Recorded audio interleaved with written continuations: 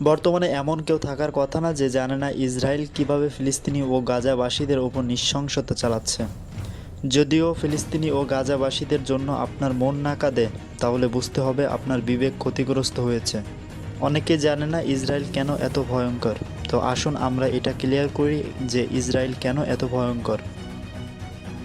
ইসরায়েলের জন্য ফিলিস্তিনি হত্যার জন্য কোনো অজুহাত লাগে না। প্রতিটি রোজার মাস আসলেই ইসরায়েল ফিলিস্তিনিদের ওপর হামলা শুরু করে দেয়। এটা তাদের বাৎসরিক উৎসব বলতে পারেন। তাদের ভয়ঙ্কর হয়ে ওঠার এক মহা কারণও আছে বটে। তার মধ্যে উল্লেখ্য হলো, ইসরায়েল তার সীমান্ত ওদিকে নীল নদ, এদিকে জর্ডান নদী, আরেক দিকে ফোরাত নদী পর্যন্ত নিয়ে যাওয়ার এক মহা পরিকল্পনা করে রেখেছে। ইরাক, মিশর, সৌদি আরব, জর্ডান ও সিরিয়া ভূখণ্ড বৃহত্তর ইসরায়েল প্রতিষ্ঠা করাই তাদের নিরূপ্য পরিকল্পনা।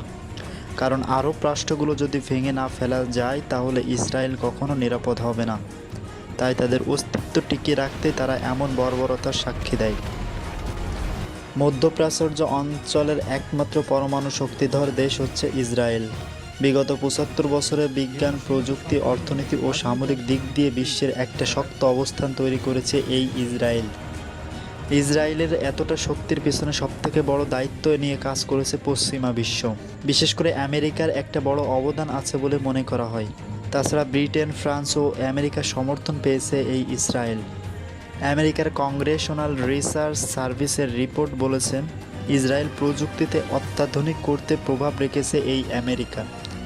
২০২৩ অর্থবছরে যৌথ সামরিক প্রকল্পে ৫২ কোটি মার্কিন ডলার অনুমোদন দিয়েছে মার্কিন কংগ্রেস, যার মাঝে ৫০ কোটি শুধুমাত্র মিসাইল তৈরি খাতের জন্য ব্যয় করা হয়েছে। তাছাড়া ইসরায়েল তাদের পারমাণবিক কর্মসূচি নিয়ে বেশ গোপনে এগিয়েছে। মধ্যপ্রাচ্যের অন্য মুসলিম সংখ্যাগরিষ্ঠ দেশগুলো যাতে পারমাণবিক শক্তি অর্জন করতে না পারে, সেজন্য আমেরিকা ছিল বদ্ধপরিকর। এখন আমরা এটাই বুঝতে পারি, ইহুদিদের আধিপত্য ইসরায়েলকে টিকিয়ে রাখার পেছনে শুধুমাত্র ইসরায়েল নয়, আমেরিকাও সমানভাবে কাজ করে যাচ্ছে।